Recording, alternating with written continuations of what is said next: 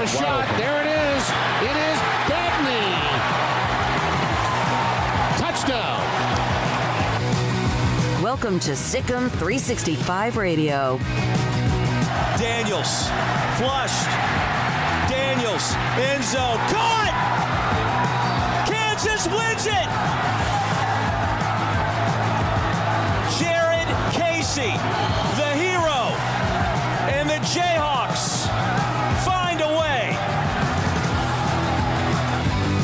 Sikkim 365 Radio is presented by IdealMRI.com. High-quality MRIs for $497 or less. IdealMRI.com. Your health is important, so is your budget.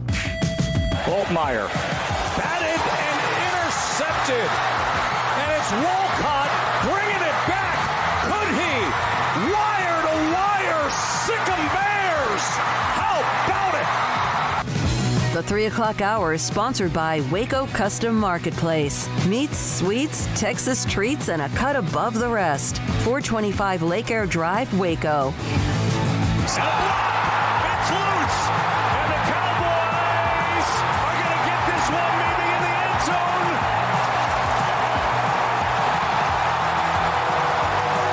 They got it. Still no signal for a touchdown, but it's got to be. This place is losing its mind. Torrance Armstrong. Now here's David Smoak, Paul Catalina, and Craig Smoak. Here we go on this Wednesday afternoon in studio at where we are, our state-of-the-art facility and studio on the corner of MLK and also Elm Avenue. And there has been some work on the construction on Elm. In fact, there is pavement. Like it looks like it could at any time, if they get a couple of entrances into the buildings, ours, Lipsitz, whatever else, there could be life on Elm Avenue here, which is connected to MLK off the river, the Brazos River in Waco. Paul Catalina to my left, Craig Smoak to my right. In studio today, it's Garrett Ross running the mothership, Jack McKenzie as well, along with Emery Winter and Levi Caraway. Got a text yesterday after the Levi Caraway segment. Hey, that guy kind of knows what he's talking about when it comes to Baylor baseball and kind of what and all the timeline. And it was a text from somebody attached to Baylor Athletics. That's good, because if he wasn't good, we're going to open hand slap him like Tommy Pham to Jock Peterson. Yep. And oh, by the way, Craig Smoak, Paul Catalina, David Smoak, and I'm not into this, but I know it's been there. It's kind of a big deal, I guess. Johnny Depp and Amber Heard, their verdict has come down. Yeah, Johnny. Two rich people trying to get more money. Yeah, Johnny Depp won for what that's worth. Although I think what this trial proved is that there were no winners, especially not the world. But yes, Johnny Depp won $2 million in a defamation suit from Amber Heard. So basically his lawyer's free or is on Amber Heard. And, I guess that's over. They're both free to continue being super weird, crazy Hollywood a-holes. Yeah, and that was got a lot of attention. Those trials get more attention than even things that really matter in life and around this country as well. Jimbo Fisher, I don't mind playing 8 or 9 conference games. Brett McMurphy will join us today at 4. I do believe this. We need to play FCS games, a game. I came from that league. Bobby Bowden came from that league. How did those schools make budget without a big payday game versus a Power 5? That's from Jimbo Fisher, who also was asked again about the teams that they would have, the 3 teams that they would play every year. And he goes, I'd love to play Texas. Also, Nick Saban, it's over with. We're done talking about it. There are a lot more pressing needs in college football. Well, that's kind of two different things there. Jimbo's talking about the schedule. Nick's talking about Jimbo Fisher. So that's kind of separate. But, yeah, on Jimbo Fisher's comment, I mean, yeah, we talked about this yesterday, that those schools need a payday. I question, how much they need that payday to function. Like, if you need that game against A&M for $1 million just to basically operate, then I think that is kind of an alarm of just how much programs or some schools are, basically eking it out to play football. I don't know how good that really is. I'm not, advocating getting rid of less teams. So if they need that, they need that. But I think that that's alarming that they would need that little bit of change to just simply function their programs. So you can definitely tell that there are some that make money and a lot that apparently do not.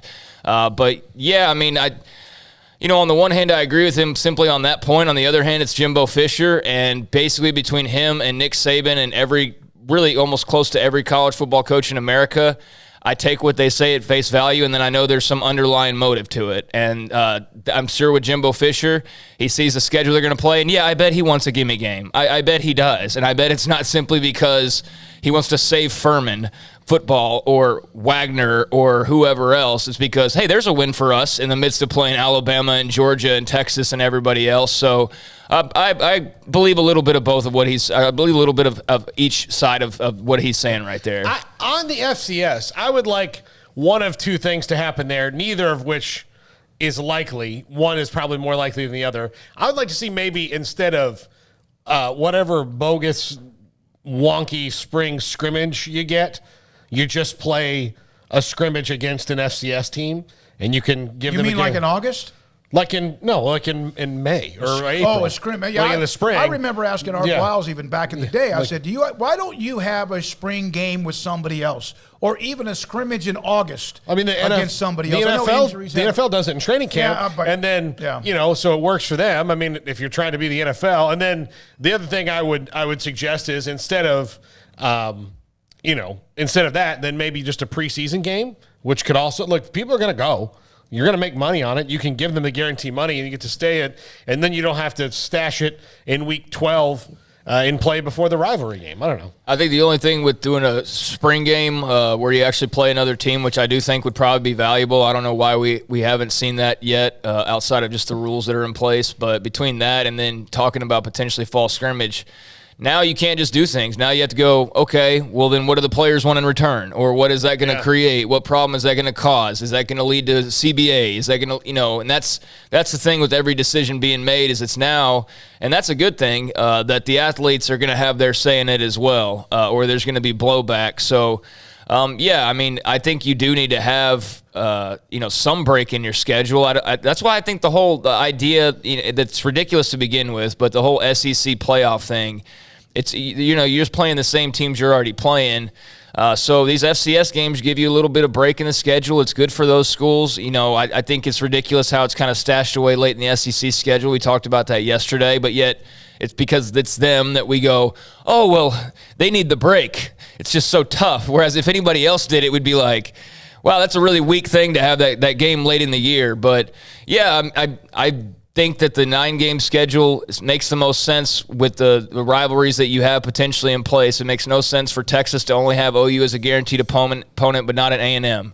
It makes no sense for OU to have I guess really Texas is their big deal. But like Paul was pointing out yesterday, you've got teams that have multiple rivalries.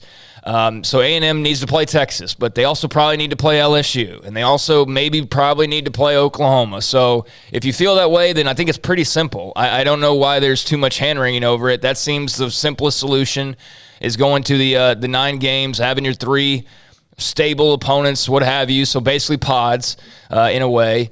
And that just seems like the cleanest way to do it and the way to make everybody happy. But I know that there is at least some other side of the argument, which is why they are still deciding on what they want to do. I just sent a text to Colby Carthel, the head coach at my alma mater at Stephen F. Austin, and I asked him how critical I should have done this yesterday evening, it's my fault, but how critical are the games you play against FBS teams on the road? For example, they've played at Baylor, they've played at Texas Tech, they've played at a couple other places. How much of that, is it 300, is it 500,000, is it $1 million, is it $1.5 million? I don't know that, but I'm going to see if he responds to me. If he doesn't, by a direct message via Twitter, I'll call him in the break and just kind of get feedback from his perspective, because I know otherwise that there are probably some budget shortfalls along the way. Now, one of the other things that I want to get into, and it's this conference schedule thing. I don't think it's difficult. I think if you can play an extra conference game, you do. And that's, again, my opinion. It's not because it's been successful in the Big 12, which is unique because it's just one league, which is what they're going to. Or the Big 10, they play 9, and it's a big league as well, but divisions. And they'll probably get away from that as well, or the Pac-12. If it has to me, are you guys, yes or no, if you're in the FBS, if you are competing for the college football playoff, yes, your non-conference game can be better than most other people's conference games. Should there be a number that each conference plays as far as the number of conference games, or is that up to the conference? No, I think that should be uniform. No, I think it should be uniform in that, we've got a committee that's looking for any excuse to leave somebody out, not to put somebody in. So I would think uniformity is important. And, I think as we move towards a 12-team playoff, which is the likely format that comes, then uniformity is going to be good because the committee is not going to be picking all 12 teams. Some of them will be automatically qualified based on the top 6 conference champions. Not if they go the other route, though. That's what the SEC just said yesterday, that they're all for the expanded playoff, but not if there's automatic qualifiers. So if you got rid of the automatic qualifiers, the SEC would sign up today, it sounds like, at least from what they were saying just yesterday. That's their – and they've been saying for months that's their big holdup is the automatic qualifying part. So, yeah, most of us think of it and we're like, yeah, if you win the Big 12, you should be in. Well, I think if you win the Big 12, you should be in. I understand part of the worry with the automatic qualifiers. The SEC is worried about getting as many teams as they possibly can into the tournament. That's why they feel the way that they feel. Everybody else feels like their conference champion should automatically get in. I think both can be right, but I lean towards those who, if you win your conference, then I think you should have an opportunity. Now, I know that creates, well, what about if, the random team with 4 losses who has no business in the playoff wins the championship? Well, maybe they got hot at the end of the year and they're now one of the best teams. Maybe they played a really tough schedule. I don't know how you can't answer every single little issue that arises, but the first 12-team format that was put forth, which I really liked, was not necessarily automatic qualifiers because it was the top 6 ranked conference champion. So it wasn't automatic. So if the Big Ten champion happened to be ranked 7th, they weren't automatically getting in. Now, are they going to get in? Is the committee going to skip them? No. Every single conference should have an automatic qualifier if you're a part of the FCS. I'm talking about if you're a Power 5. FBS. If you're an FBS Power 5 conference, I don't give a damn if you win a championship and you're 7-7 or whatever you might be, or 6. You have to get in. I also think every single conference then has to decide, okay, how should we play a championship game? Should we just let the regular season be our champion? They're not going to take away that championship game because there's millions of dollars involved. But every conference, every FBS Power 5 conference should have an automatic qualifier, whether they decide it's the regular season champion or if they have a championship game in that winter. Well, there's some people like the SEC who don't agree with that, clearly. I know, okay, but I'm just saying that's where the problem lies. That's why there's not a playoff, is because not everybody agrees on that point. But I agree that if you win the Big 12, the Big 12 champion should be in the playoff. I don't know how you argue against that, because you throw out the random, this team maybe perhaps because if they have 4 losses, they shouldn't get in. That scenario, okay, if that happens every once in a while, then so be it. But last year, guess what? Baylor should have been in the playoff. They should have been. If there was an expanded playoff, they should have been in the playoff, even though they had a couple of losses. So not everybody's going to be able to be perfectly clean at the end of the road.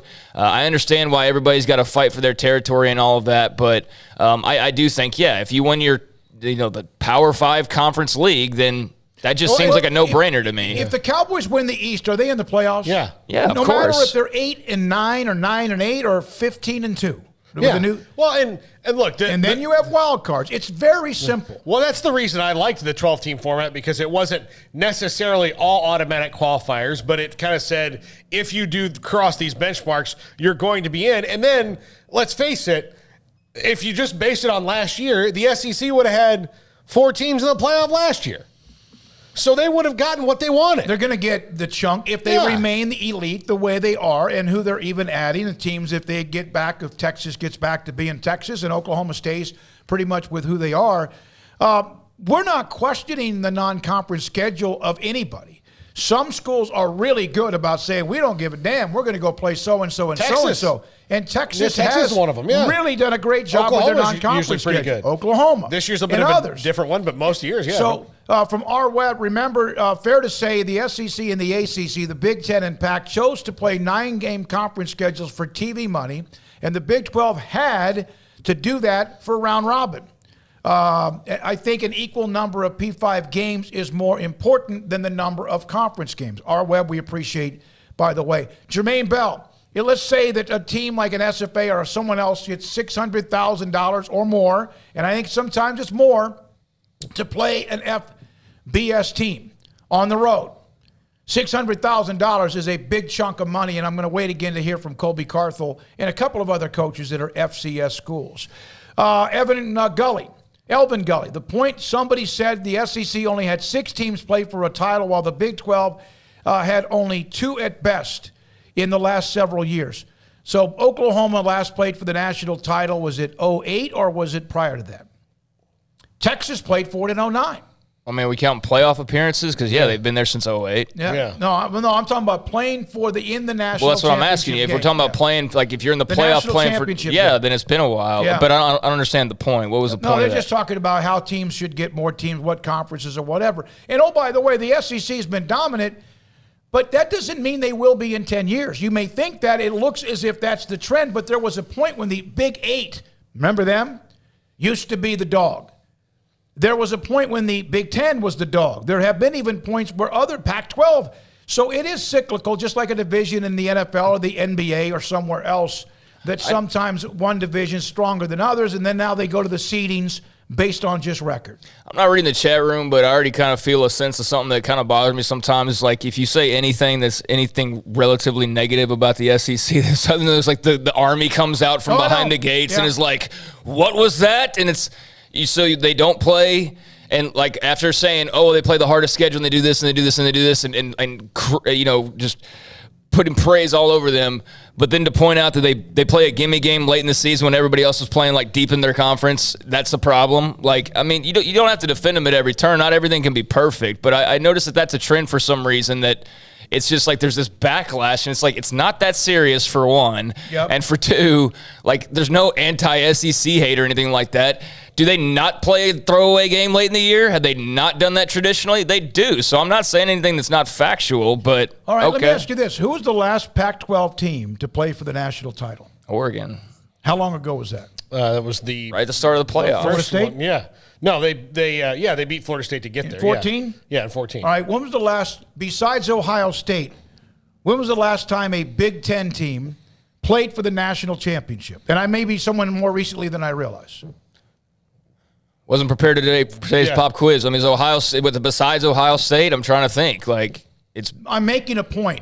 When was the last time besides Florida State and Clemson for somebody in the ACC to play for the national championship? That's it. So it's not just the Big 12 with Oklahoma or Texas in 2009. It is not just, that's where then the SEC name them. That's why they have that ability to kind of like, well, wait a minute. And I get that. No one's questioning what they've won and how many teams have won it. But really, all the other conferences around them are like, man, we got to hold up our end of the bargain, and none of the other 4 conferences really have. And that's disappointing. And until that happens, the SEC probably will dictate quite a bit, which is they've already done. But it's also easy to say none of the other conferences have held up their end of the bargain, yet every time you make a rule change, it benefits you and hurts them. Or they get left out of the playoff. That's the thing. That's the thing that's such BS about this whole thing is like, they're the best, and they need to be patted on the back, I guess, constantly, because, again, back to what I was just saying, it's like you say one thing that's not, like, praise, and it's, what? I get tired of talking about how great they are. Like, that's been established. But, TCU and Baylor could have been in a playoff. Yep. Got edged for Ohio State. Like Oklahoma State was right there knocking on the door last year. Baylor with a miraculous win. An expanded playoff, both teams might make the playoffs. So they're like right there knocking on the door, but because we only focus on the 4 teams that made it, you're like, oh, well, the Big 12's just outside Oklahoma. They got nothing. It's like, no, there's been several teams, Oklahoma State, Baylor, TCU, that have all knocked on the door, and because they're not in the country club, they're not let in. And so, you got to take that into account as well. Yes, there's a huge disparity. Yes, there's about to be an even bigger disparity money-wise. The SEC is going to be king. They're going to deposit all this. It's going to be so great. Yes, all of that. But when you look at the bigger picture, it's not like there's just nothing else over here, but that's what people act like. The start of the season, they have 2 teams in the playoffs of 4. Exactly. It's already set up. Before the season begins. A lot of that has been because of what they've done, and a lot of that is because it's like others can't imagine. God almighty. Alabama can't be in the semifinals. And look, Georgia-Bama is still going sometimes no. Georgia-Bama is still going to be the best teams every year. Like, that's not going to change. But as far as like the Big 12 and what they have or haven't done, well, they need to have a damn opportunity to be able to do it. And yes, their teams also need to, I guess, lose one less game to actually be undefeated or having like one loss that's deemed a good loss to be allowed to get in there. I mean, otherwise they have no chance because they don't have the benefit of, well, they play the toughest schedule. Oh, they make the most money. You know, all these arguments that we hear over and over again. It's like, yeah, but if you let them in, maybe they would knock around somebody. Maybe they would upset somebody, but we don't know because we don't get a damn chance to see it, because if there's a spot open with the other three already taken up by the usual suspects, then guess what? That spot's not going to a TCU or to some random ACC team or what. It's going to go to a team that we all can basically pinpoint and pick out of a pile. And before the season even begins, when you look at the top 10, there'll be 4 or 5 teams in the SEC among the top 6 or 7. Not that a lot of them haven't earned it, but how many of them have kept it once they're at that level? Probably 2 people. And LSU, of course, has had their run, and we understand others. Auburn, Florida back in the day. It seems like it's been a while. All right, just wanted to kind of have that discussion because that's been on the table. Brett McMurphy will join us today at 4 on that. I just think that it should be easy. You set everybody in a room.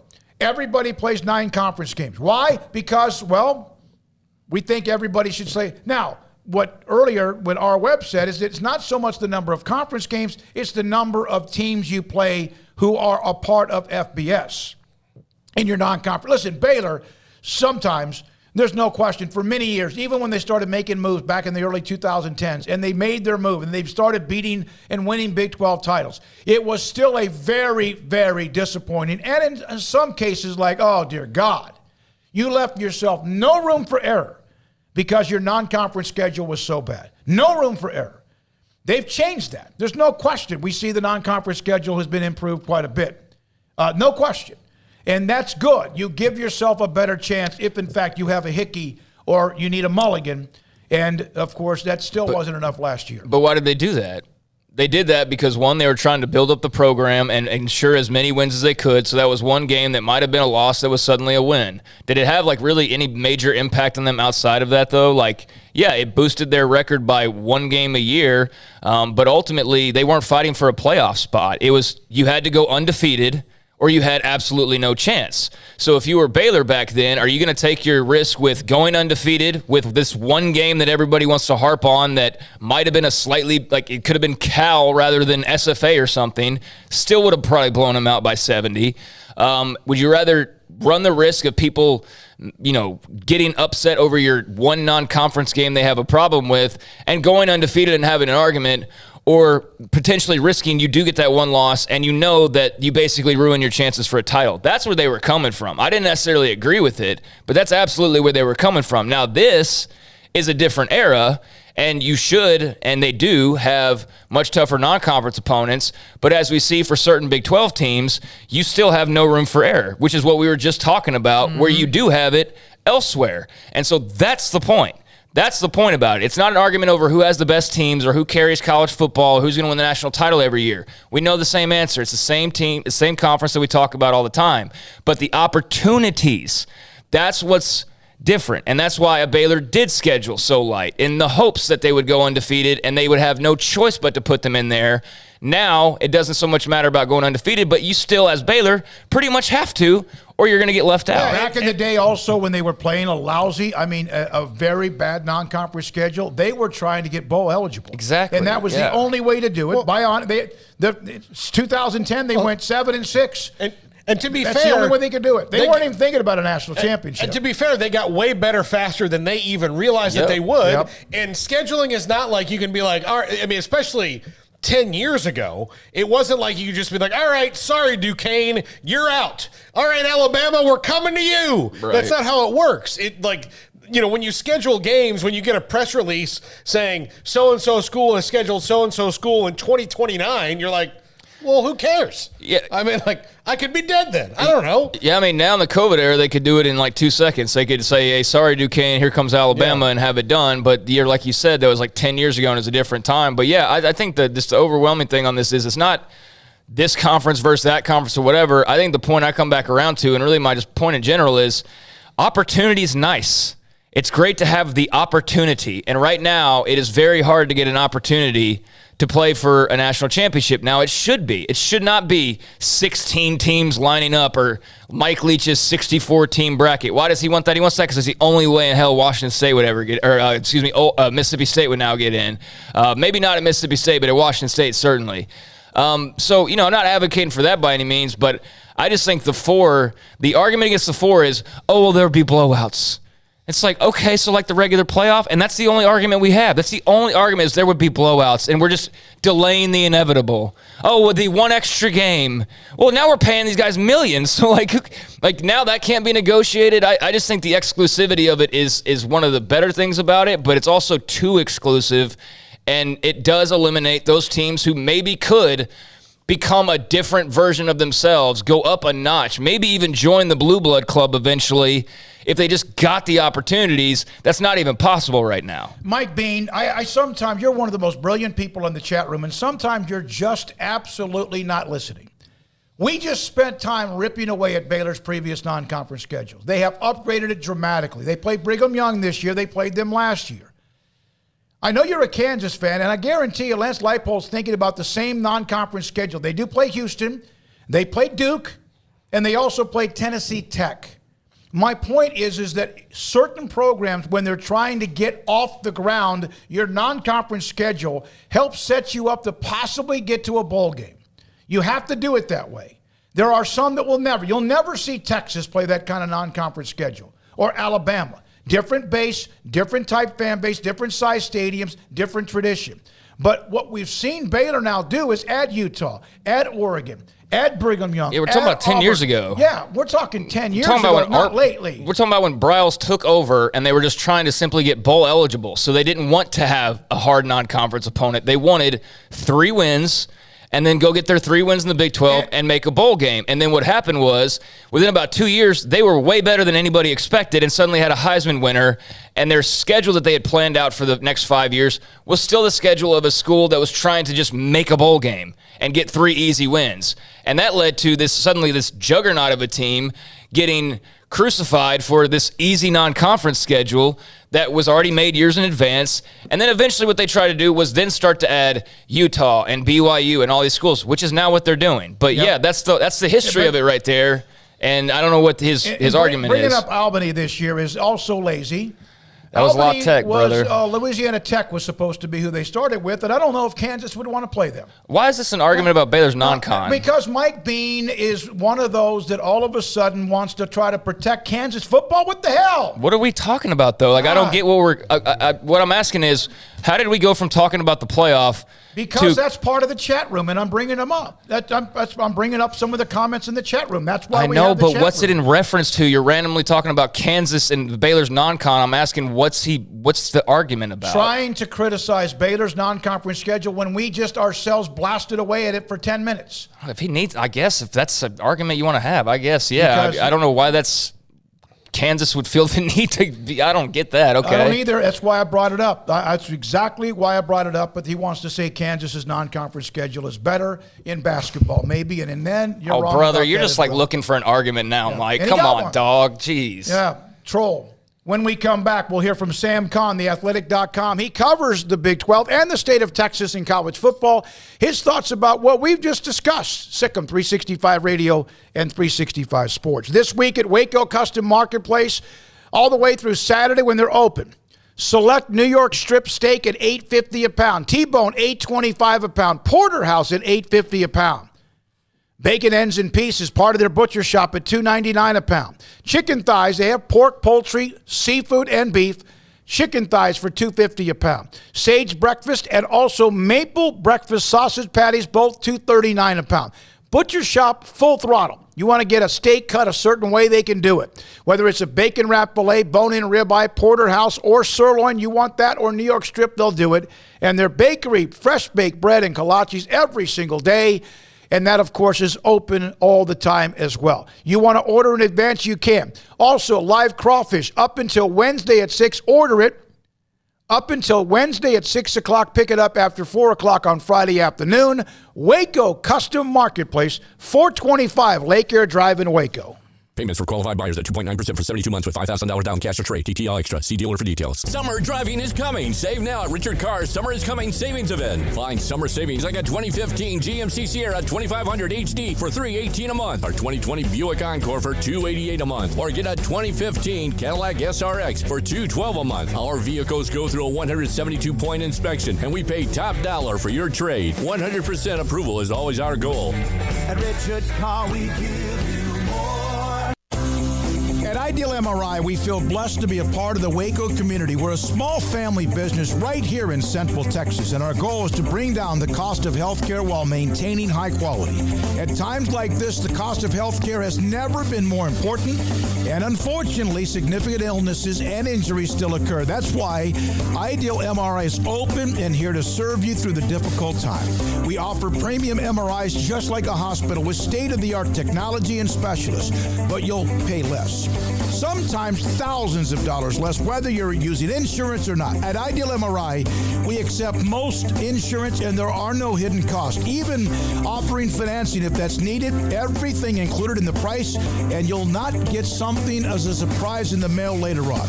If you need an MRI, ask your doctor about Ideal MRI. They'll know. You can schedule an appointment safely from home online in minutes at idealmri.com or give us a call, 833-IDEAL-MRI, idealmri.com.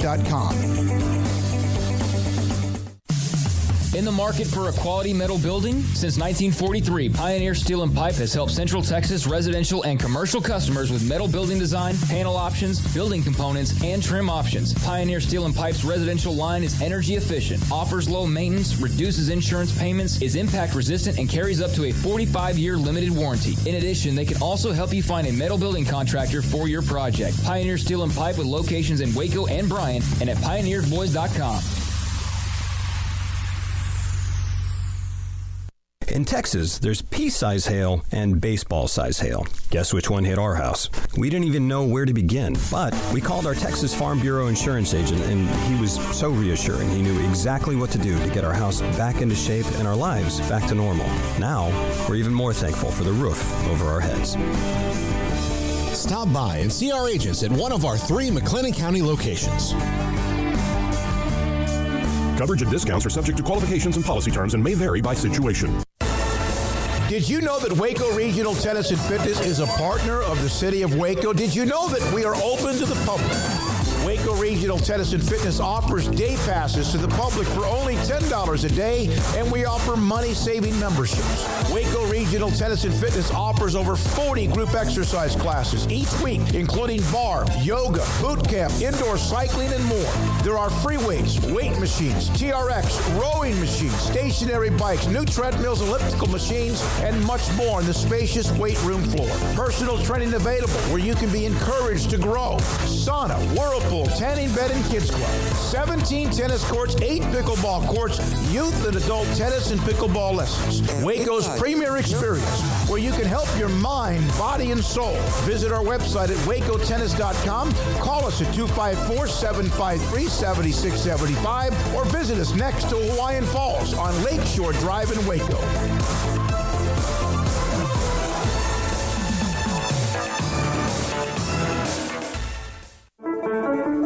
One size fits all. That may be all right for an adjustable belt or cheap sunglasses, but when it comes to your financial needs, no one wants a one-size-fits-all strategy. Cam Heathcott, your Edward Jones financial advisor, knows that his most important goals are yours. That's why he takes the time to understand your needs, knowing you. That's how Edward Jones makes sense of investing. Cam Heathcott, covering Conroe and Houston, 936-756-7717 or cam.heathcott@edwardjones.com. Edward Jones, member SIPC. Welcome back to Sikkim 365 Radio. Have you subscribed to our YouTube channel? Search 365 Sports on YouTube. Sam Kahn works and writes for theathletic.com. He'll join us, in fact, right now on Sikkim 365 Radio and 365 Sports. Sam with Craig and Paul and David Smoak. Sam, let me ask you this. Why is it so difficult for conferences to just sit in a room, you agree on how many conference games they play, how many FCS games they should play or not? Why is that so hard to do? Everybody's got their own agenda. And when you've got 14 teams in a conference and Everybody's got different agendas. It is hard to come to consensus. So, or I guess not. I say 14 teams. It's about to be 16 when Texas and Oklahoma join. So that's another tentacle to add to this. So, I mean, what fits and what works for Alabama maybe doesn't work for Vanderbilt, or what works for Kentucky maybe doesn't work for Texas A&M. So I think that's a big part of the issue. And just generally, whenever you get that many people in the room, I think it's very hard to come to consensus on anything. It might be hard to come to a consensus on what to eat for lunch, much less what kind of scheduling setup you're going to have. Sam, when it comes to the 3-6 model, which I would assume is probably what they're going to ultimately go with because it makes the most sense, is maybe part of the argument is there are some teams that are going to feel a little slighted because they don't get the exact best 3 that, say, somebody else might get? I think that's a part of it, but I think that's a smaller part of it than the fact that you're actually going to 9 conference games. I think the 9 conference games versus 8 conference games is more of a sticking point, in particularly for the Vanderbilts of the world, for the Kentuckys of the world. Maybe Kentucky's a bad example because they've been very good lately, but maybe the Missouris of the world. Because that extra conference game is an SEC game, which means it's probably going to be tougher than what you've scheduled out of conference. And then that makes it tougher to make it to bowl eligibility, which obviously affects, bonuses for coaches' contracts, which affects payouts, from the conference via the bowls. So I think that's probably more of a sticking point than the 3-6. I think, yes, definitely it's impossible to make everybody happy with a 3 permanent you get because there are some schools that maybe have more than 3 rivals that they like to play on a regular basis. And there are some that probably don't have enough to make 3.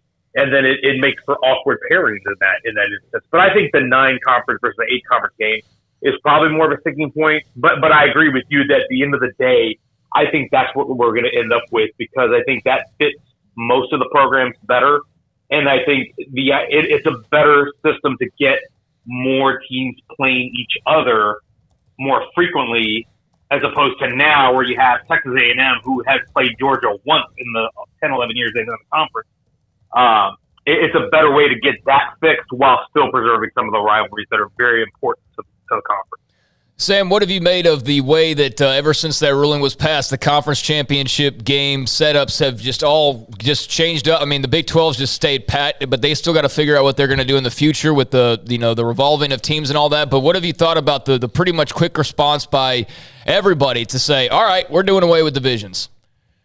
Yeah, not surprised at all. And I think it's just sample size. We've seen what it can do to a conference when it comes to the postseason, when it comes to the playoff, is if you get a disadvantageous matchup in the conference championship game, you can end up sending your best team home rather than getting them into the playoffs. And so, obviously, the Big 12, had its own setup and system to work with. But I think more and more, the idea of having a team that can get in the playoffs, play a team that's got nothing to lose, that has no shot in the playoffs, is just not a good situation if you're the SEC, if you're anybody else. And so, I think it's natural, and it took time to figure that out because the conference championship setup seemed sensible when you expand these conferences so large, 12 or 14 team setup, and putting them in division just made mathematical sense, it made scheduling sense. But now that we've experienced it so many times, I think it makes sense to move away from that just because of how wide ranging these conferences have become, and ultimately the bottom line is you want your conference champion to actually be the best team in that conference that year. And getting away from a division setup, I think, allows that to happen. Sam, as you know, a year ago at Big 12 Media Days in mid to late July in Arlington, everything seemed to be nice. Everyone was playing nice. And then a week or so later, of course, all hell broke loose. How much would your career, where would you be now? And you're already at a hell of a place in theathletic.com or whoever, if Brent Zerneman could have been in that Big 12 Media Days and asked the question about the move during the press conference. That would have been wild. I know he said it. I talked to him not long after all that happened, after all that broke, and he told me about the face that Greg Sankey gave him when he asked the question, and it was very much an exasperated, like, oh my gosh, like, what do you know kind of look. And so I think that would have been it would have been wild to see that play out publicly as opposed to privately one-on-one, which is the way Brent did it, which is honestly, if I were Brent, I would have done it the same way. I would have done it by myself rather than in front of everybody else. But I tell you, it has changed everything. And it's funny you say that Big 12 Media Day. Gosh, that seems like 3 years ago. And it was not even a full calendar year since that happened. And it was funny. I'll never forget how kumbaya it felt, after talking to Bowlesby about all the issues and what was ahead of the conference. And it seemed like everything was very calm. And then a week later, it just all was thrown into upheaval.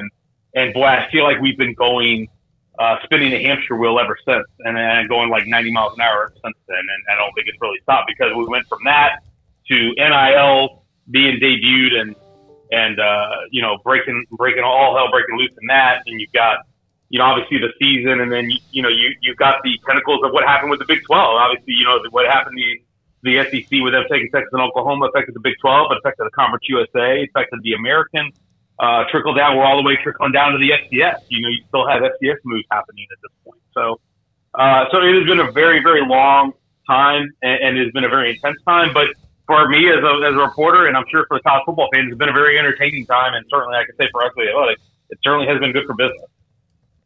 Sam Kahn, theathletic.com, with us on Sikkim 365 Radio. And of course, isn't it interesting now the governance meetings are going on right now. Texas and Oklahoma are a part of those, but the other 4 teams are in as well. Which among the 4, and Cincinnati had a great year last year, Houston was good too, UCF, we know what they've done, and then Brigham Young is solid. Which of those 4 do you think might flourish better when the conference starts with them next year? I mean, it's clear Cincinnati's probably in the best spot at this moment, just because they came off the playoff and locking up Luke Fickell to a new contract, and the recruiting that they've done. They've recruited at a really, really good level. I mean, look at what they did in the NFL draft. I mean, that's some impressive evaluation, impressive development that they've done. So you've got to think they're in a really good situation coming in. But I think long-term, to me, Houston, I think, is the team with the highest ceiling of them all. Just because I think the institutional want-to that they have been very aggressive for the last decade plus when it comes to facilities, when it comes to spending, when it becomes trying to act like a Power 5 program. Now that you're going to give them the status of the conference that they've been competing with the Baylor and the TCUs and the Texas Techs for recruits. This gives them a little bit of a boost in terms of trying to keep some of those recruits, those Houston area recruits that so many schools have come in and taken.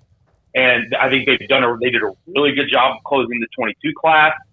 They seem to be doing a good job in the transfer portal, and obviously coming off that 12-2 season, and Dana Holgorsen got himself a new contract. They seem to be spending really aggressively on staff. They're working on getting an ops building put together. They're raising money for that right now to get their own football standalone ops building. So I think when you look at all the desire to succeed from them and compared with the stability they have from a presidential standpoint, from a coaching standpoint, I think their ceiling is really high long term. Sam, Jimbo and Saban, not quite the, I guess, spectacle that people were hoping for at SEC spring meetings. It's been more fizzle than sizzle. Is that fair to say? Yeah, and to be quite honest with you, I'm okay with that. I think I had my fill of that back and forth. I mean, it was entertaining in the moment, certainly, and I will promise you I have never seen an impromptu press conference quite like the one that Jimbo Fisher called that Thursday morning after Nick Saban said what he said in front of his fans and boosters and whatnot. But I think it's going to stay quiet. I think we're going to see this be relatively calm, probably until game week when they meet on October 8th, and it'll start to heat up again, building up to the actual game when they play each other in Tuscaloosa. And that'll be fascinating in its own right. But I think it's going to be pretty quiet for now, unless one of them all of a sudden gets a spicy feeling and decides to start it up again. I think after Sankey, talked to him and they had meetings at SEC spring meetings, I think we'll probably won't hear much about it from here until October 8th. I think my favorite part was A&M going and Alabama grabbing the A&M quarterback commit days after complaining about NIL. Yeah, amazing. Yeah, it's been tough. And it was a godsend for us in May For us that create college football content. Absolutely. It's very much kicked up some interest at a time when there usually isn't much going on. Yeah, I kind of hope Mac Brown and Dabo Sweeney get in a fight. I don't know. That'd be something we could talk about. Those are two of the nicest guys all time. One of the nicest. Yeah. No, I'm not kidding. The other one's kind of fiery now in Dabo. But, Sam, the topic of the SEC versus all y'all playoff was brought out and on the table. While I think most of us know that would never really work and there's no way to wrap your head around why the other conferences would agree to it, how do you think the other conferences kind of react to that? Because to me, it seems like a bit of a political stunt on the SEC's part, and it would be foolish for any of the other conferences to panic react to that just floating out there. Yeah, I don't think anybody's going to react hastily to that because I think it is, people understand it's more of a threat than or more of a talking point, like you said, political stunt is a good way to put it, than it is reality. But I think it's Greg Sankey trying to put people on notice that he's going to do what's best for his conference. He's going to look out for his conference because he was part of that working group that put together that 12-team proposal that I think it's fair to say that when it came out, most college football fans seemed to be on board with it. And they squandered that opportunity because there was a group of conferences that were missed that, the SEC was taking Texas and OU and seemed to retaliate. And I guess the alliance, the three conference group that formed the alliance would be the primary group that pretty much try to shut it down. And so I think Greg's point is that the SEC is going to be fine regardless of playoff format. If it's 4, the SEC will be fine, as we see. If it's 12, the SEC is going to be fine. Whatever they decide to do, they're going to be fine. And so they're operating from a position of strength. And I think that was just Sankey's way of saying that, is that, look, if you guys don't want to play ball with us, we can take our ball and go home, so to speak. I don't think it's something that I'll actually do, but I think it's more of kind of a warning to folks like, hey, let's everybody get back on board and let's start going back towards what we thought and what's for the good of the game. The playoff format that they put together last summer that I thought was perfectly fine was for the good of the game, for the bigger picture. It was not just good for the SEC, it was good for everybody. And I think that's part of the message, like, hey, let's get back to that. And I couldn't agree more, to be quite honest with you. I wish we would get back to the 12-team format. Sam, go stir something up so we can have a Jimbo Saban in the Big 12 in July. Thank you, sir. Appreciate your time as always. Great stuff. Thanks so much, guys. Y'all have a good one. Sam Conn Jr., theathletic.com. We have Sam on, Max on. We've had others, of Andy Staples, among others, do a great job. Seth Emerson, I think, at some point late next week. Appreciate him. Brett McMurphy will join us as well coming up at 4 o'clock today. There's a lot of great questions. And there is, for example, S77. If high schools can play 17 potential games, the NFL can maybe play 21. Why is college football stuck at 15? It used to be stuck at 11 or 12. And it was always, we've got this academic schedule here, which is a bunch of crock of But it was fine for basketball teams for to a play month. 35 or 40 games. Yeah. But it's not even that. For a month, they're traveling for a month. Yep. I mean, there's no home games once you start March. March 4th, their home games are over, and you're in a conference tournament. You're in the NCAA tournament. So I know basketball teams have less players, but they figured out a way to do their classes on the road back in the 80s. So it's not like it's internet-based now. In the 80s, they had a way for them to travel. Imagine where we'd be if there was the days of old when you played a regular season and some schools won a national title even if they lost their bowl game. Yeah, that'd be because tough. One of the national championship polls did not count bowl games. And then I don't know how people did that without feeling like dirty about that. Because Notre Dame did not want to play bowl games. And so that's part of that. I'm talking about if you lost the bowl game and you still turned around and said, we're the champions, I think that's garbage. No, I think that's garbage. That's why they were split national titles. Yeah. In 1969, I think, even in I don't know 69, but I know in 1970, Texas won a national title and Nebraska won a national title. And it's just the way it was. From Alan Aaron, he said, I just don't think FBS schools should play FCS schools. I think they should play nothing but Power 5 schools or whatever. And I don't agree with that. That's me because not because I went to an FCS school. I just think there's already enough separation with the rich and the richer, And I think that we got to be careful we don't leave everybody else completely behind by leaving them no opportunities to make money. Yeah, I mean, I'm with him from a fan standpoint. Like, that's, I guess, one extra game, and then also, count all the games around the country, several games that are suddenly, I guess, more watchable. But again, it is not about, the entertainment value and the let's put the biggest brand. It's not supposed to be about that, although a lot of people are trying to push it to that. It feels like, at least, but yeah, it's not what it's about. It's, it's college football. So you do play the random San Diego State or San Jose State or Furman or Wofford or SFA or name a team, Tennessee Tech. Like, those schools need to play Georgia every once in a while to make $1 million, or play Baylor or Texas Tech or whoever. So, I mean, I get where people are coming from, and like, that's kind of a throwaway game sometimes, although there's, some teams that play a couple of those types of games. But yeah, I mean, the damage that would be done to some of those programs, that's what I'm curious about. If they don't get that $1 million payday from playing Tennessee, does the program shutter? Or do they have to shutter other programs? Like, are they that reliant on those non-con paydays? Because if they are, and it certainly seems like some are, then that alone should be enough reason to continue playing those games. Because the last thing you would want to do is to go and shutter a bunch of programs because, well, Alabama just doesn't have time to play them anymore. Or Texas just simply would rather play a bigger moneymaker. So, I guess it just depends on what seat you're sitting in. If you're looking out for the little guy, then you don't want those to go away. If you're just like, screw them, it's all about the big boys, then yeah, you want to see those games go away. How about this? And this is not anti-Texas. This was a result of what they allowed to happen back in the day, because, as Tony Altimore said, bowl games were kind of like almost like, I don't even know what it was, like the Pro Bowl. What are they now? Texas ran the table. Yeah, they... outside of New Year's. I agree. They lost to Notre Dame in the Cotton Bowl, 24-11. My question there is, I'm sure Texas wanted to win that game. Notre Dame beat them. I'm sure they wanted to win that game. But really, they didn't have to. They were already declared the national champions of the UPI, which is United Press International. Then, by losing that game, that opened up who could win the AP national title, and Nebraska beat LSU to win that title. It was so nuts. How would you claim a national champion before the game's played? That's because is the the bowl Heisman? games were not something you had to play, and they weren't something that was mandatory. Okay, I just winning. Wasn't around at that time, but like, that's like the Heisman Trophy. Let's crown the guy before he goes and plays the best teams he'll face all year for a national title.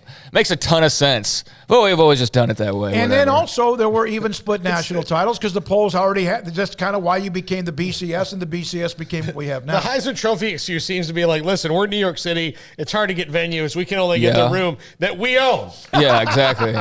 On this weekend. So I mean, I get the argument with that, like, not to start a whole new subject, but it really is kind of silly. I mean, it really is. If you're sitting there, you're split between Bryce Young and Ohio State CJ Stroud. I was thinking CJ Watson. I don't know where that came from. CJ Stroud. Well, what if they play each other in a couple of weeks, and then we can see? But I know it's the whole body of work and whatnot. But if they're splitting hairs and the two guys might play each other, I don't know why you're trying to award one of them before they see each other. It's the Vince Young, Reggie Bush argument. Exactly. And look, both of them deserve. Like, there are very few years where you have two guys who, if you took one of them out, the other one would run away with it. Like, or 2 years where there really are two, even before the bowl game, that were without question without question, the two best players in college football. Yeah, and Reggie Bush, I think, ran away with that vote. Yeah, but again, given the whole body of work, because afterwards, Reggie Bush made a really dumb play that cost USC in that game, and Vince Young was the Incredible Hulk. And guess who was not on the field on 4th and 1 when USC had a chance to seal the game? The Heisman Trophy winner. By the way, this is different than what one of you asked in the chat room. It's different than what Michigan, Nebraska, or USC and Oklahoma, or Alabama. And so back in the day, they were split national titles because there were two polls, and they did include bowl games after a certain amount of time. This was before. Yeah. The bowl game, if you were declared the UPI champion after the regular season, whether you won your bowl game or not, you were still that national champion. And then somebody else could jump ahead of you in the AP poll based on the bowl games. Nebraska and Michigan were split champions because Nebraska went and slapped the dog mess out of Peyton Manning in Tennessee and made people go, whoa, Well, they went and did that, and then Michigan was okay. Yeah, they were good. No, I'm saying in the bowl game, they I think they played Washington State and Ryan Leaf maybe. Maybe I'm getting my years screwed up. I just remember Michigan, if I'm recalling correctly, didn't have some wow type of win that just sealed the deal for them. And it was enough to where Nebraska did what they did, and everybody was suddenly torn. They beat number 8 Washington State 21-16. I forgot. It was that close. Exactly. I was right. And so there was a lot of argument. It became the BCS. Now there's the playoff. When we come back, a very quick sliver of information. Brett McMurphy will join us in a moment. He's been at SEC Media Days, and this is Sikkim 365 Radio and 365 Sports. It's a new month. The Memorial Day sales event at Allen Samuels, Dodge, Chrysler, Jeep, Ram, Fiat, and Waco is over. Now what they have are still great cars, SUVs, and trucks available, including the Ram 1500 Lone Star, the 2022 edition. Make the Switch sales event. First responders get an extra $500, and it has the power and performance and the towing capabilities, the luxury feel, back-to-back Motor Trend Truck of the Year. And on top of that, 2022 models when it comes to the Jeep Freedom Days that they're celebrating, the Grand Cherokee, the Grand Cherokee L, third row seating, Renegade, Cherokee Wrangler, and the Wrangler 4xe. Incredible SUVs, design, and technology. Go test drive one. Tell Ted Teague I sent you. If you need a sales rep, there's a bunch of them. AJ's the one that helped me get my new car back a couple of years ago. He's amazing. So is the dealership. Loop 340 east of 84 in Waco. Baylor University is where lights shine bright. So, let there be light. Let there be roommates and teammates, scholarship and championships. Let there be fresh starts and new traditions, fast friendships and lasting impacts. Let there be laughter. Let there be joy. Let there be light. Baylor University, where lights shine bright. From the first workout to the last practice, sports is an incredible and rewarding challenge. Hi, this is Dan Ingham with the First National Bank of Central Texas, and we're proud to support each athlete, every parent, and our educators. From families, small businesses, to the biggest industry, we're here to help. With remarkable products like our free First mobile app, we've got banking ideas that fuel big dreams. That's the First National Bank of Central Texas. Familiar faces making local decisions. Member FDIC, Equal Housing Lender. Boots add protection. Good boots help you climb better and move forward faster. And when your son or daughter steps into the boots of a U.S. Army officer, they also learn how to lead. In these boots, they'll gain more confidence with expert training in one of more than 150 occupational specialties. In these boots, they'll stand a little taller and lead a team with diverse backgrounds and areas of expertise to successfully accomplish whatever challenge comes next. In these boots, they'll earn respect with valuable experience from day one that will give them solid footing for success into the future. Highly qualified candidates who earn a spot on our team can receive comprehensive health care coverage, college tuition assistance, and a bonus of up to $40,000. See all the things your son or daughter can achieve in our boots at GoArmy.com. U.S. Army Waco Recruiting Company, 254-598-8131 or 254-776-1543.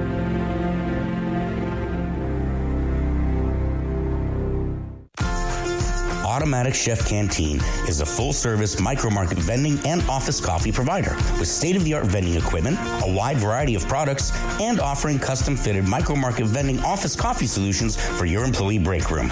You want a full break room solution and a workplace oasis? Well, Automatic Chef Canteen, locally owned and operated for over 50 years in Central Texas, also includes in-house mechanics on call 24/7 for fast, reliable service and maintenance. Automatic Chef Canteen, 6900 Imperial Drive in Waco, or online at automaticchefcanteen.com.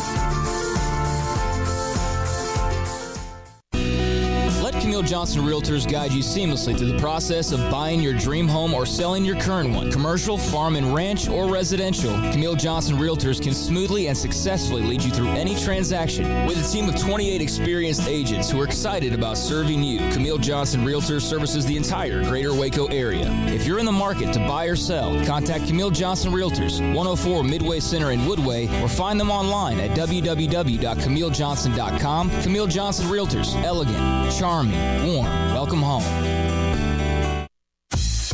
Baylor Scott and White Southwest Sports Medicine and Orthopedics, the team physicians for Baylor Athletics, diagnosing and treating all sports-related injuries, including concussions. These specialists also provide orthopedic services for athletes and non-athletes alike, whether it's knee or shoulder pain, hand or wrist injury, orthopedic spine care, and even an arthritis and total joint clinic. Trust the doctors Baylor Athletics trusts. Baylor Scott and White Southwest Sports Medicine and Orthopedics wants to get you back in the game. This is Sikkim 365 Radio. Text us at 254-339-1122. The Sikkim 365 Radio text line is sponsored by Riverbend Liquor and Wine, with the most extensive variety of craft beer in Waco. A hidden gem on Lakeshore Drive and 19th Street. Brett McMurphy, one of the senior writers covering college football and has been for quite some time. College Football Insider, Action Network HQ.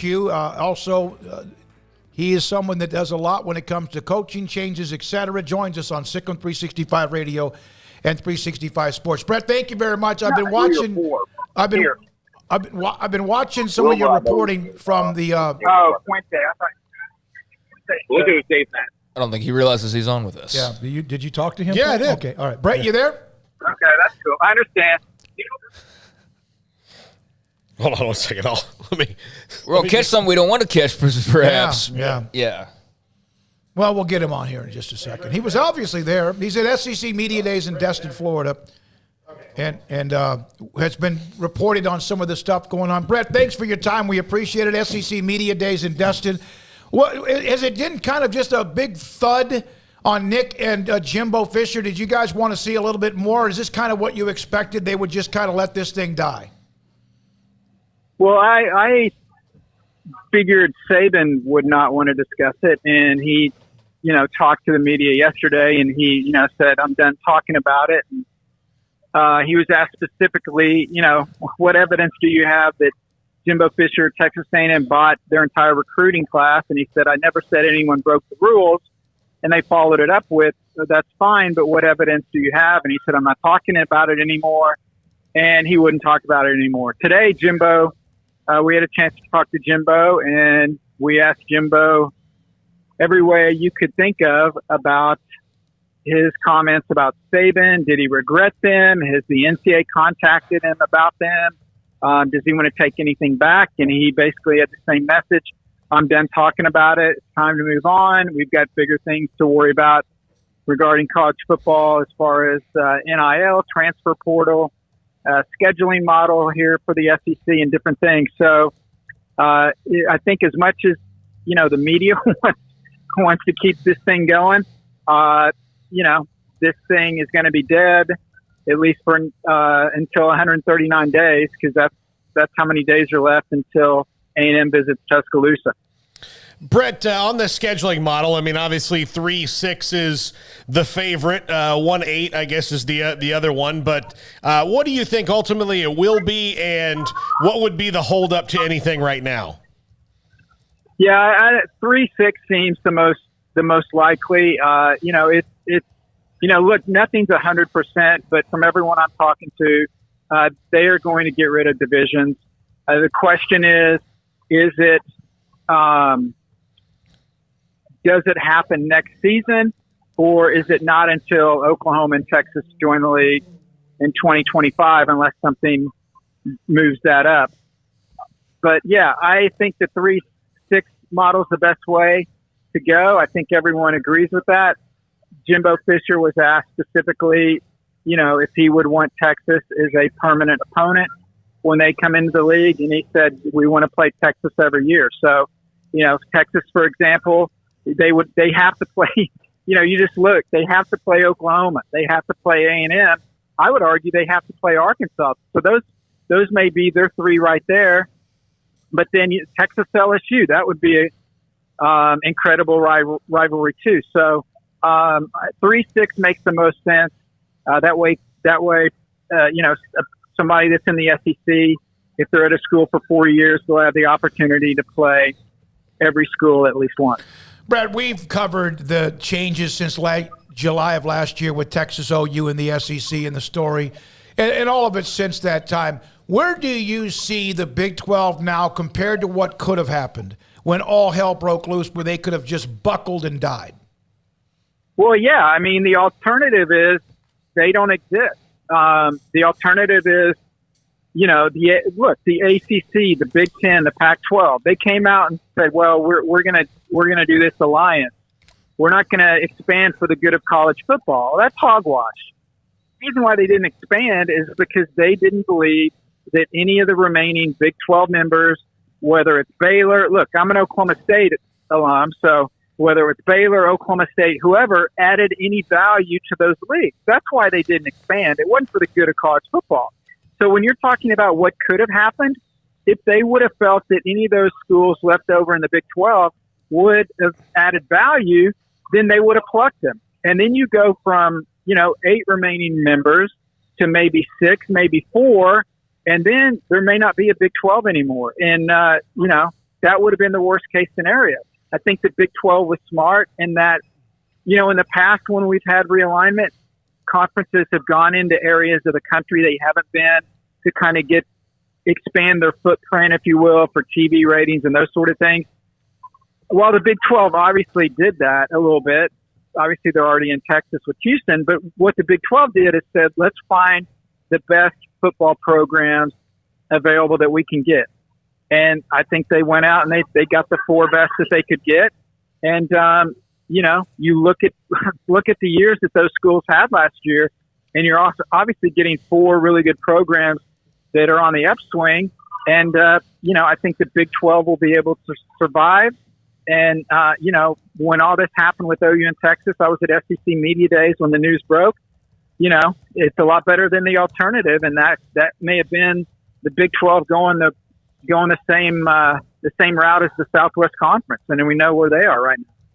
So, Brett, when the topic of the SEC-only playoff kind of got thrown out there last week, I know Sankey's followed up on that and talked about that, and I think he made a very fair point as far as it not being a warning, even though it probably feels like that to most people, that it's more about like, well, there's just nothing else out there. Like, there's literally nothing under contract past a certain amount of time. How have you kind of read the room as far as the talk about the SEC hosting its own playoff if it came down to that? So if we would have had this conversation last year, I would have said, well, SEC's not doing their own playoff. That's ridiculous. They're never going to do that. But you know what? The more that I talk to people and the more frustration I get from the SEC about what happened with the college football playoff, with the 12-team, proposed format getting squashed. I think it's a possibility. Do I think it's going to happen? I'd say it's more likely that it doesn't happen, but I don't think it's impossible. And the thing is, when OU and Texas come in the fold, you've got 16 schools.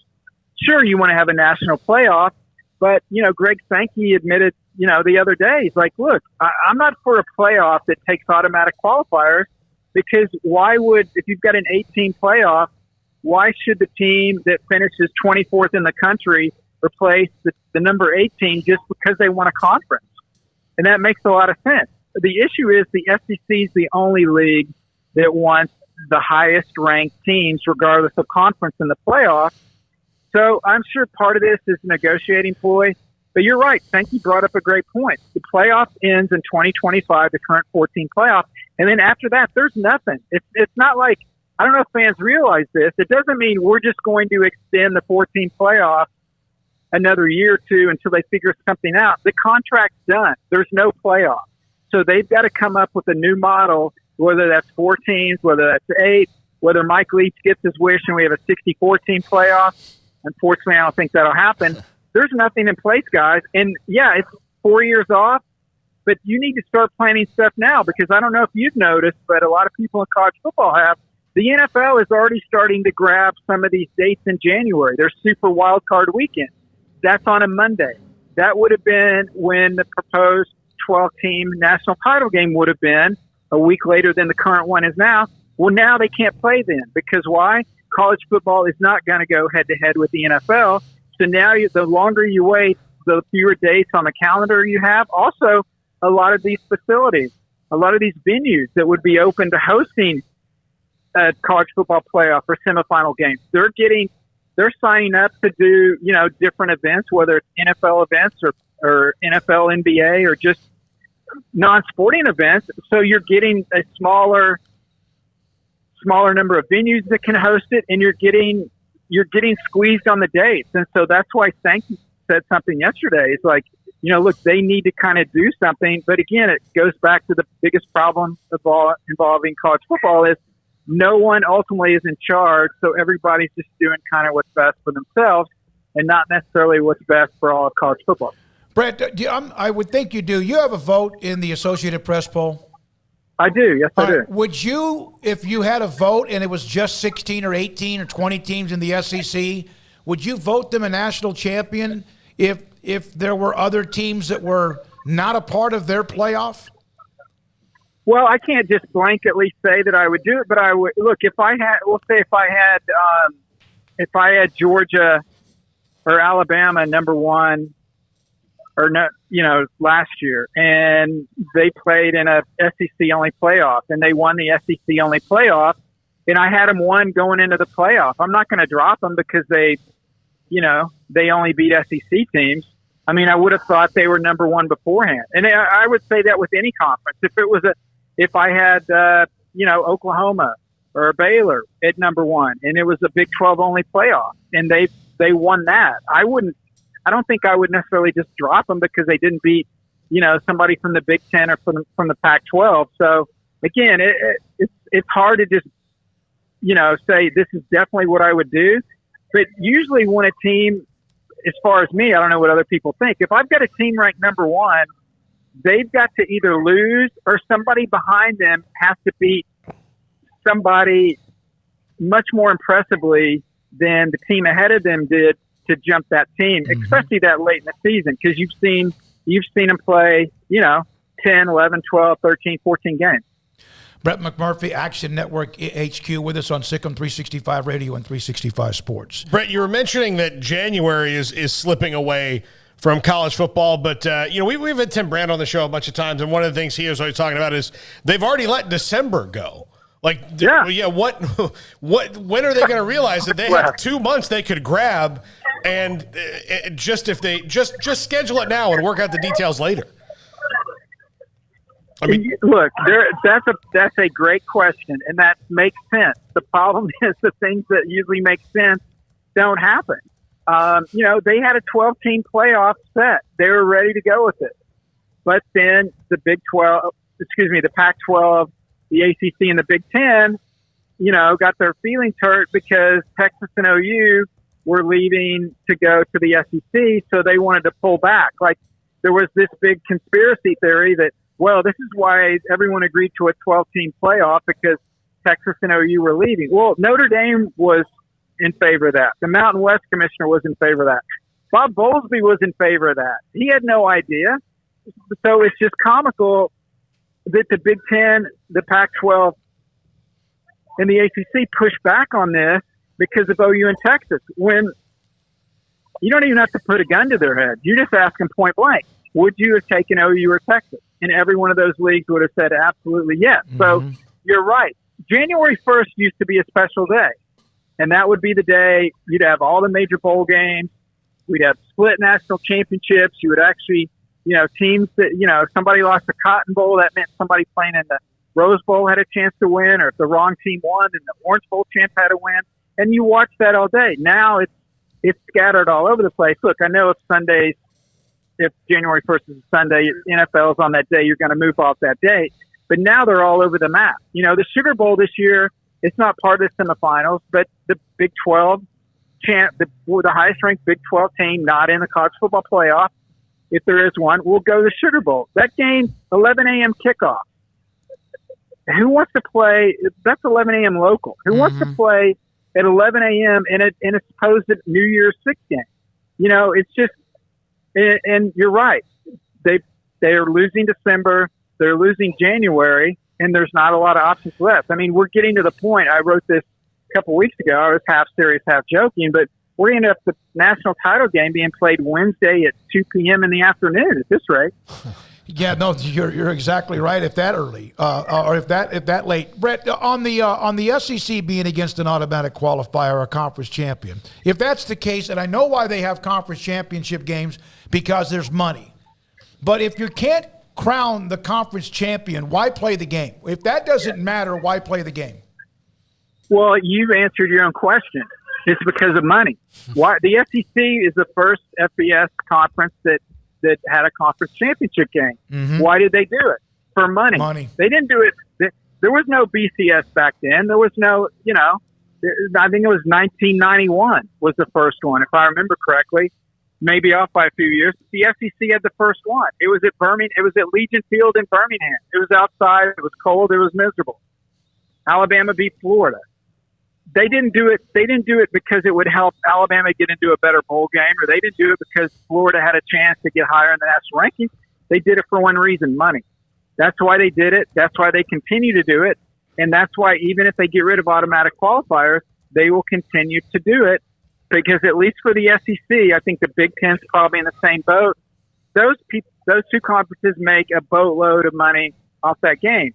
The other conferences, it depends a lot on which teams are in, those sort of things. But they're always going to make money off those games. So no matter what the playoff format is, I don't see the SEC getting rid of a conference championship game unless they have their own, unless it's an SEC only playoff. Then certainly I don't think you would have an SEC conference championship game and then turn around and have an SEC-only playoff. I still think the SEC has a bubble. They are going to have more teams ranked in the preseason poll in the top 5 or 10. They're going to always have 3 to 5, it seems like, in the top. So I'm not sure what they were worried about. And I understand what they're worried about. But God bless, it'd be nice every once in a while for there to be some kind of a shocker in the SEC game. But, of course, that has rarely ever happened. Thanks for your time, man. I hope you've enjoyed Destin. Is the weather great? Have you had a chance to do anything but just go inside and do interviews? Yeah, unfortunately, I spent most of my time in the lobby, but I did come outside to talk to you guys, so it's only a few feet. Yeah, it's nice here in Destin, and anyone that's never been, I highly recommend it. Just don't come Memorial Day weekend unless you want to see a lot of SEC folks. Brett, thank you very much. We appreciate your time from the Action Network HQ headquarters, a national senior writer covering college football. Yeah, and on the board on what he mentioned as well. And I love the response on the board when it comes to the championship game. Why then? I mean, why protect a conference? Because they are concerned someone might win the conference who's not among the top 8 or 10 and 12 teams in the country. You're still going to get, if there's 12, I will book it. I will bet a limb that they'll have 4 teams get in no matter what. They're getting right now 2, and sometimes there's been argument they should get all 4. I think that bad years for the SEC in a 12-team playoff will be 3 teams. Yeah. That'd be a bad year. Yeah. Like that means that there's, a bunch of teams that are about the same level knocking each other off, and you have kind of craziness. But a bad year, if it was a normal year, you'd get Alabama, Georgia, and LSU. You're going to get them. Or whoever the revolving door third team would be. But yeah, you're going to get 3. And I think it's a fair point that the SEC brings up, or whoever he mentioned that brought this up specifically. That what about the team that finishes 11th or whatever, and the 24th ranked team wins the Pac-12 conference? Well, that's just the way that it works out then. Like, I think to not do it because of this far-flung scenario of what could happen, then we could just never get anything done. That's what we have every year when somebody goes, well, what happens when there's 5 undefeated teams? Which never happens. There's barely even 3. And look, sometimes not even 2. I hope there is, so we can wrestle with that. That'd be great. That'd be challenge. Insanity. Here's another thing. If you are who you are, and you are without question the best, most successful conference in college football, I'm not saying you're afraid of anything, but you're going to get 3 or 4 teams in just because of who you are, unless it does cycle out, and most likely it will not. I don't understand that. You mean, so if you're not, again, it's why? Let's not dwell on the SEC part of it. Why is that such a problem? Well, they clearly, we've laid it out. Their reasoning is why. Now, you may agree or disagree with their reason, but that's the reason. And I don't agree with it. I don't care to say it. I think it's a stupid reason to not want to do it, is that you're afraid that 16 might bump 9 from this 12 team or like whatever the scenario would, like that's the thing is like we'd have to sit down and like write down the scenario that is their nightmare scenario and figure out a way to make that work. A&M beating number 2 Kansas State one year in the Big 12 championship as an example. K-State was still within the playoff. Right. Yeah. That's what I'm just using examples that would have still been okay. Yeah. Texas beating Nebraska in 96 in the first one. Still would have been in the playoff. Both would have been in the playoff. Yep. Like, so what's the problem? What's the freaking problem? Oklahoma lost to Kansas State in a Big 12 championship game. Are you they worried? Still would have been in the playoff. You worried you only get 4 instead of 5? Because that's what it feels like. That it just feels like being kind of stingy. And I'll give you that there's 3, probably on average 3 teams every year that are playoff caliber teams. But I don't think there's necessarily 5. I don't think like Mississippi State needs to get thrown in there at the end, in a random year. I think if you got LSU and Georgia and Bama and just say Tennessee got in there, that's not good enough. Like you need Oklahoma in there too. Like I mean, what the hell? You have 33% of the playoff. Exactly. At that point, if you're baseball, you're in the All-Star game. So yeah, you're fine. You're 333. Come almost on like they're doing what's best for them and don't care about everybody else. Well, so are the Alliance schools. No, I know, but that's kind of what Brett was saying too. Is like that's the thing. Everybody's just being selfish. That's why nothing ever gets done. Mm-hmm. That's why everything gets pushed down the road. That's why everything like basically here NFL, you're successful, but here's December. Here, have this. You know what? We don't need January either. Here, have this as well. Why does that happen? Because they're all being super selfish and not looking out for the best of the game, but then they'll do interviews and they'll talk about, well, I just want to do it. We got to play this, Jimbo, we got to play this non-con game against Tarleton State because we got to worry about all of college football, but yet that's one example of you worrying about college football, and then a ton of other examples of where you clearly do not give a crap about college football outside of your own bubble. So, yeah, I mean, what's the difference? I think it's all just dumb politics, quite frankly. Well, it's kind of, no question. The 854 earlier today, do you think Texas and OU staying possibly until 2025 may hurt the new Big 12 deal because of not having those two teams? No, it's going to hurt no matter when they leave, whether it's next year, the year before that, or they're going to hurt. Unless, as we were told yesterday by Jamie Pollard, Iowa State AD, and even Greg Shaheen said this last week, who used to work with the NCAA, unless one of the networks says, hey, we need to get them in a year earlier, and this is what we'll do for you if you allow that to happen a year earlier. And then we will raise whatever ante you have with the new TV deal. It doesn't seem, but like that, the math on that one to me would be. But Texas and OU are still going to have to pay their penalty. No, I'm just talking about for the network. Yes. Their math on that would have to be so overwhelmingly good and like through a needle. But if it's hundreds of $1 million more, yeah. I mean, but I'm telling you, but like, would that benefit the network that much that you're going to sacrifice some of the money that you? Because that's what you would be doing. You're sacrificing some of the money that you were going to make by bringing Texas and Oklahoma into the new 16-team SEC early and giving it to the Big 12. Like, is that really going to work out for you in the long run, or could you just wait and make more money later on? From Michael, Notre Dame fan, the SEC conference, SSC knows if they have other teams winning their conference, because it will affect the recruiting advantages and upsets kill the brands that they want promoted to the networks. They've got a stranglehold. This is why they want to schedule 15 years in advance to control the outcome. Well, I mean, how could you knock the SEC off their perch? You could get a team in there and actually beat them in a national championship game. And right now, the only candidates to do that are Clemson and Ohio State. And outside of that, Oklahoma's had their cracks, and now they're just joining the party. They wanted to be the other guy, and now they're joining the other guys. So, they're out, and Texas is out as well. But yeah, I think it's a great. I'd want that too, Greg Sankey, because that ensures basically that I keep the stranglehold that we've had on college football the last 20 years. It's been partially, mostly fueled by just massive success and winning a bunch of national titles, but it's also been fueled by a network basically propaganda, I don't even know the propagandizing the conference itself for 2 decades now. And, if they weren't winning games, then ESPN's efforts in doing that would have been all for naught, and people would have just pointed and laughed. But it was a lethal combination in a good way for the timing was SEC. Absolutely yeah, absolutely. It worked out brilliantly for them, and that's why they're now making historic money, and ESPN's making historic money because of the SEC and the partnerships as deep as ever. But yeah, how do you change the monopoly?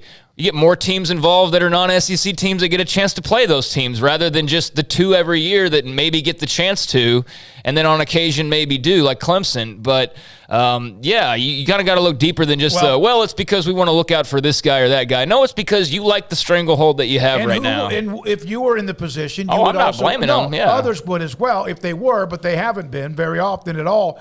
And then on top of that, there's even if they have a bad bowl season, you might have a conference go, there's always some protectionism, and that's unfortunate. So somebody needs to go out and beat them, and nobody really has done that on a consistent basis. Clemson and Ohio State pretty much it. Yeah. All right, when we come back, our 4:30 guest is Travis Roeder. He writes for us, Sikkim365.com. He's also someone that analyzes quite a bit of what Baylor runs scheme-wise, offense and defense. He's written an article recently about Ron Roberts and the defense and many more things. And he's even kind of looked around the Big 12. I think recently he had an article as he kind of combed through and scouted UT, who they are coming out of spring drills. I got a quick transfer portal. Trayon Smith, former running back at Arkansas, headed to UTSA. There you go. Was Traylor there at all with Chad Morris? I know he was at SMU. Was he there for a year or two at Arkansas? I don't know why. He was at Texas. Check that out, Paul, if you can. I know that he may have been. I thought he was there for a year or two. Yes, he was 2018, 2019. And you probably and he was the running back coach. There you go. Wonder if there's a connection right there. All right, a lot of you. Thank you for the texts. Thanks for the text messages. The chat room's been great. We're not done. We will get into, and I know it's a college football program for the most part. We have Cowboys with John Machota 5:30, Paul's Top 5. But we have to get into the golf, the LIV, the Greg Norman-led Saudi Arabian League, because some pretty good names today, not many, but a couple of them are bangers, is what I call them, are going to play in the first event. And now you have a showdown, again, that's been brewing with the PGA Tour and their future. Sikkim 365 Radio and 365 Sports. Y'all listen up. Let me tell you something about group meals from Rudy's Barbecue. It's got all you need for all the folks you gotta feed, smoked meat, sides, and more. There's everything down to the tablecloth, just like the one that you see at the store. At a bridal shower, it's better than flowers. And a long distance meeting, it'll pass the hours. It'll feed all the cousins at a family function. It's better than potluck at a church luncheon. Next time you need to feed 10 or more, call and order a Rudy's group meal. Next in line. Hey, this is Bryce Petty, former starting quarterback and two-time Big 12 champion, and I know firsthand the importance of being in top shape both on and off the field. So listen up, men. If you're feeling beat down day in and day out and looking for that high-performance edge that separates the men from the boys, then look no further than the Petty Clinic Low T in Waco. Petty Clinic is a comprehensive men's healthcare clinic with an atmosphere catering to men. Board-certified Dr. Kent Petty has a special interest in offering the highest quality medical care to men of all ages. Some of the services offered include screening and treatment for low testosterone or thyroid, infertility, high blood pressure, diabetes, high cholesterol, sleep apnea, while offering comprehensive wellness exams and complete men's health lab panels. High performance men, remember, it's not just a Petty thing. This is Bryce Petty, encouraging you to reach out and Google search Petty Clinic Low T or go to pettycliniclowt.com and get your complimentary lab screening today. With so many companies and policies out there, it gets so confusing shopping for insurance, and I never know if I'm getting the policy that's right for me. Luckily, I met the team at the Niche Group Insurance Agency. With the Niche Group, you can go to one company and get access to coverage options from many insurance carriers, and you get to speak to a real person about your specific coverage needs. With the Niche Group, I know I'm getting the right coverage at the right price. If you need insurance, talk to the experts at the Niche Group at 1-800-258-8302. Do you or your kids get nervous about going to the dentist? Stonewood Dental, Dr. Steve Childress, he can help. I've spent a career taking care of patients who as children had bad experiences, and now they're adults that hate going to the dentist. If I get a kid at 3 years old and they come every 6 months and it's a happy experience, it's normal for them. Now they have an accident at 6 or 7 or 8 at school. Now they have a broken tooth or a trauma, and they have to come here. They're used to lights, they're used to water in their mouth, they're used to experience, they already trust us. It's amazing what we can do with that kid without it being a negative thing. But if I see a 6 or 7 or 8 year old that's never been to the dentist, and now they have a trauma or an unfortunate unexpected toothache, it's harder to do that for that kid and it not be somewhat of a negative experience. So bottom line is I try to teach kids and adults and teenagers and everybody the way I'd want my family treated, which is where it's a necessary part of life. You just take care of it. It doesn't have to be that big a deal. Learn more, stonewood-dental.com. You know what would make this moment better? Pizza. Dough made from scratch and an Italian family sauce recipe pizza. 3 fresh signature cheeses making a melty blanket of perfect pizza. Bob Mock has owned Marco's Pizza franchises since 2013 and has been delivering pizza since 2001 and is the proud owner of 4 locations in the Waco area, in Belmead, China Spring, Woodway, and soon to be open in Robinson. Order at marcos.com to make any moment better. Marco's. Pizza lovers get it.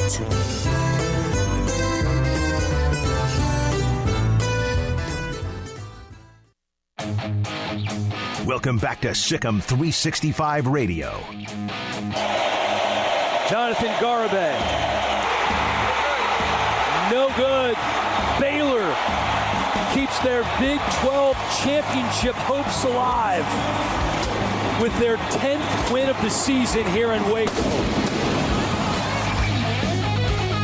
The 4 o'clock hour is sponsored by Boozer's Jewelers, the wedding ring store, specializing in custom jewelry and repair, all in-house. Now here's David Smoak, Paul Catalina, and Craig Smoak. No matter what day, you look up and down the top of the premium section, and there are articles written. In fact, Garrett Ross wrote one about Mansfield Summit linebacker Kylan Reed, and then there's Grayson on recruiting, and then Jack is doing the 94 days, 93 days with the numbers, et cetera, and how it relates to Baylor football. Travis Roeder covers the football program and looks at a little deeper than I do when it comes to scheme, X's and O's, and much of that as well. In fact, has written quite a few of the articles and even looking at some of the Big 12 teams, and Travis joins us on Sikkim 365 Radio. So, Travis, I saw an article. I was able to not read all of it because of just time, but you had written something about just kind of studying Ron Roberts and some of the things either he's been saying or clinics or what. What was that one about? Oh, yeah. I mean, he had a clinic that he gave recently that made available. Basically, it was just kind of a basic, how we act multiple on defense. Multiple, kind of one of those buzzwords that, especially if you a new head coach or a new coordinator hired, they're always saying how they're going to be multiple, how they're going to be aggressive, all those kind of words that don't really mean anything. And so Roberts was the clinic was basically about what does being multiple on defense actually mean. So he kind of walked through what does it mean to defense teams when they're playing big with 2 tight ends? How do you do that? And then how do we change things up when we're going against teams like an Ole Miss or TCU that's playing with 4 and 5 wide all the time. Travis Roeder. I got to get to that first. I have to say your name. So we had you on the last time, and then all of a sudden I get a text from you. You're incredibly polite because I've been saying your name wrong for how long now? A year or something? Okay, you don't have to tell everyone. Okay. Well, when you have a name spelled like I do, you should get every name or at least ask how people pronounce your name as well. How much do you think Josh White is going to make a difference with Ron Roberts and his defense? I mean, I think Josh is going to be a hell of a player by the time he gets out of Baylor. Whether that's this year or not is going to be really interesting to see. I think, Dylan Doyle's got his spot ironed down. He's the first team All Big 12 guy. Just really the linchpin of what Baylor does defensively. But the spot next to him, which is vacated by Terrell Bernard, Will Williams, he's out of El Paso. He's in his 3rd or 4th year now. And I thought he looked like one of Baylor's 10 best players in the spring game. Overall, like if I had to list Baylor's 10 best players, I think Will Williams is up there now. And so now it's kind of a thing where, hey, if Will wins the spot, that is going to be great. But if Josh beats him out, he's going to be a hell of a player. I think kind of regardless whether Josh is starting this year or if he takes over Dylan Doyle's spot next year, he's going to be awesome. Just a prototypical linebacker. It's kind of recruit that Baylor very, very rarely gets to sign in the sense that he's basically kind of just ready-made to be a terrific college player. There's not a lot of dreaming that has to be done with him. It's pretty obvious what it's going to look like. He's strong, he's fast, he's instinctive. He's going to be really good. Travis, you wrote a lot, in the battle about the battle at quarterback leading up to spring and then after. Yeah. And you were very, I wouldn't say anti-Blake Shapen, that's the wrong way to put it, but pro Gary Bohannon because of his strengths.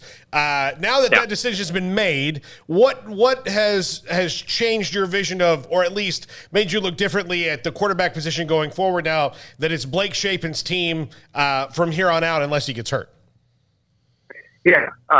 The tough thing whenever you're doing these predictions is it's like, to make a prediction interesting, you kind of have to be bold, but at the same time, it's always couched in a bunch of caveats.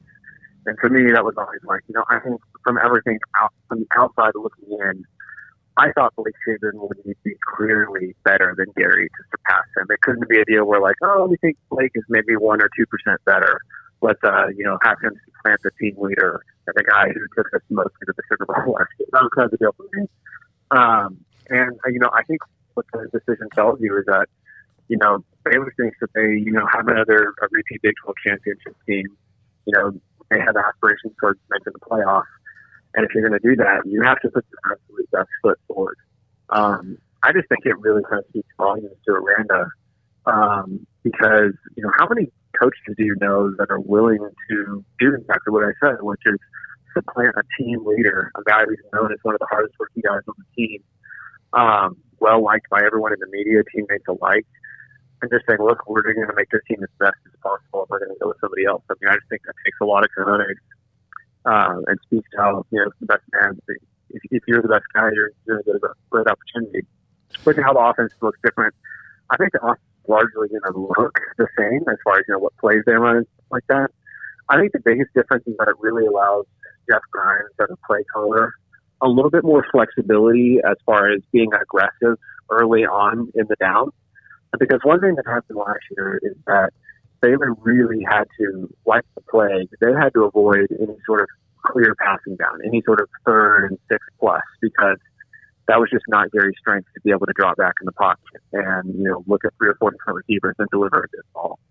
But with Shapen, you can feel a little bit more comfortable taking shots on early downs, saying, okay, even if we miss them and we end up in the 3rd and 8, it's not the end of the world because he's better at going through those reads. Obviously, the quarterback run game is a big thing that's going to be different. You're not going to be able to run Shapen the same way you could Gary. So there's going to be some kind of aesthetic differences. The playbook's largely going to be the same, but I think it gives Grimes a little bit more flexibility for being aggressive early on. Travis, we're going to put you on hold and try to see if we can reestablish because it's kind of an if and back, in and out connection. So we're going to hang up and try to call you back and see if we can establish that a little bit better. Travis Roeder, he writes for Sikkim365.com, covers Baylor football, and we've talked a little bit about Ron Roberts, the defense, certain matches, and also the quarterback competition as well. We'll get into some of those who are arriving. It's June 1st. Players start to arrive on campus. The newcomers, those who have not been here already for the spring semester, start to arrive now.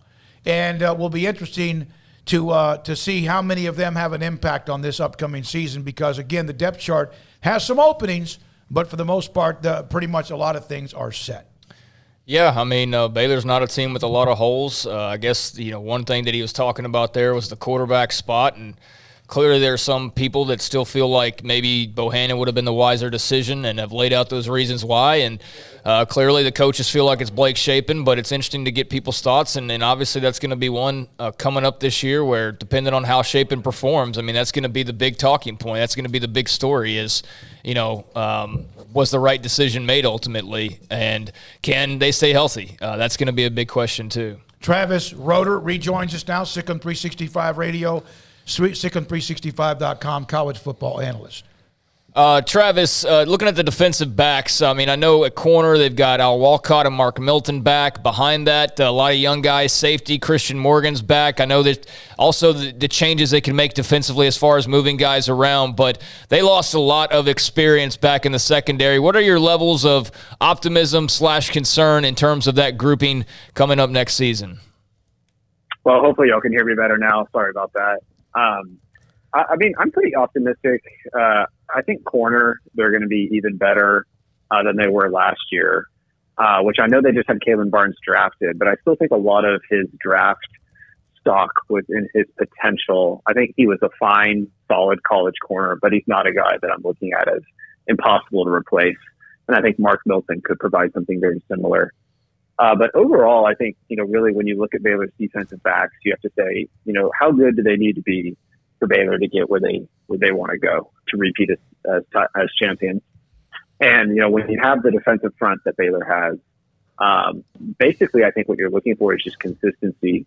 The perfect pass and a great catch are uncoverable. So you can't be perfect. But what you really want to see from those guys is just knowing the playbook, being stable, not giving up any errors that just lead to wide open receivers. Just make the other team earn it. And so I think that really kind of comes down to coaching more than anything else, because the talent's there. And so I think it's kind of on Kevin Curtis, on that defensive staff, to make sure that they're ready to go each week. Because it's really, I think, just going to be more about providing stability, not making big mistakes, and just let that awesome defensive front just win up front. Who, if they played against each other and they practice against each other every day, is better, the offensive line or defensive line? Oh, man. Okay. Oh, well, I mean, I have an answer for this, but, I don't want to make either coach upset. But I think it's probably the defensive line. I think what Eric Mateos has done with that offensive line is, second to none as far as any coaching job out there in America. Y'all don't need to be told, and fans don't need to be reminded, but oh my God, was the offensive line bad for several years there? Just awful. And for him to kind of take that unit and transform them into a good, if not great unit within 1 year, just speaks volumes. I think the difference on the defensive line is that they just not only are extremely well coached and really good at their respective positions, but they just have a couple of guys that I think are kind of on a next level in terms of NFL talent and size. Guys like Gabe Hall, Apu Ika, even TJ Franklin, and some others that are, on the second team, just have kind of next level athleticism in a way that maybe not necessarily all the O-linemen have. But that's a tough question. It's definitely the two strengths of the team.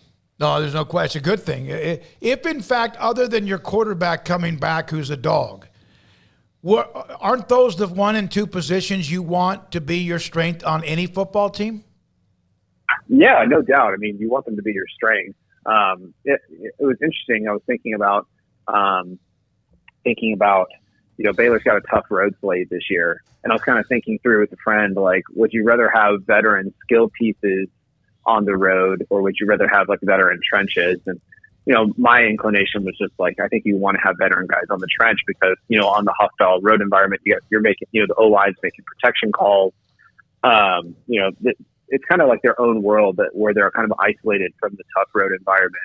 And so, that'll be kind of an interesting contrast to see this year. Baylor's breaking in, not a brand new quarterback. Obviously, we all saw what Chapin did in the Big 12 title game. But for a lot of these tough road environments, it's going to be his first time to do so. And so hopefully he'll be able to lean on a veteran offensive line, and the defense will be able to lean on those guys up front to kind of ignore the noise and really just produce greatness even in hostile environments. What does it say that his first actual true opportunity was at Kansas State in the moment in which they needed him? Yeah.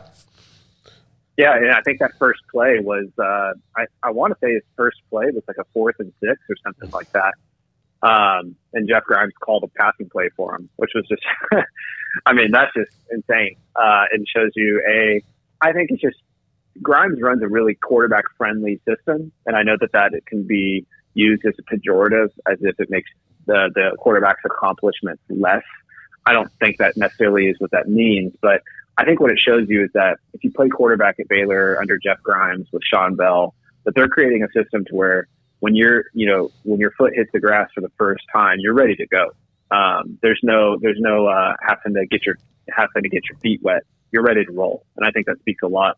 And obviously Chapin has a lot of that moxie and plays with a lot of that kind of confidence in and of himself as well. Travis, I will hold this answer over your head until the end of the season. But who will be the leading receiver, wide receiver wise, for Baylor this year? And if you're wrong, then, I'll just tease you mercilessly. I think it's going to be Monterey Baldwin. He's He's the 5'8" kid out of Killeen. I think he's listed at 5'9" on the Baylor roster, but you can always subtract an inch or two whenever the guys are that short. Hey, leave us alone. Yeah, go ahead. But yeah, I think he's pretty special. He had a really good spring game. And the other thing, I don't know if people know this, but he was out almost all of spring with a hamstring injury and then came back, practiced a few times, and then just exploded in the spring game. I think he's really going to kind of become the downfield target for Blake Shapen. And he's also really good in that role. I'm trying to think of guys who have done this in the past in the Big 12. But almost sort of like what Deuce Vaughn does in the sense of like on a 3rd and 6, you can kind of just line him up in the slot and give him, 7 different options for which route to run. And then just let him go win because he's going to win. I think Monterey Baldwin's going to be that kind of guy for Baylor this year. They've got some really good targets on the outside, but as far as total yards goes, I think Monterey's going to take so many plays to the house deep that he'll probably add up a lot of yards. Travis, again, Roeder, Sikkim365.com, college football analyst with us on Sikkim 365 Radio. Travis, I know you've been taking a look at some of the Big 12 schools this offseason. I'm not sure how deep into it you are. I saw your Texas article. What has stood out to you so far in looking ahead at the rest of the Big 12? I think it's another year where the league's going to be really good. I think what's really interesting, this might not be what every listener's mind first goes to, but, Kansas has been a below 100 national team for like 10 years now. I think this is finally the year where there's not an actual terrible team at the bottom, which has been Kansas.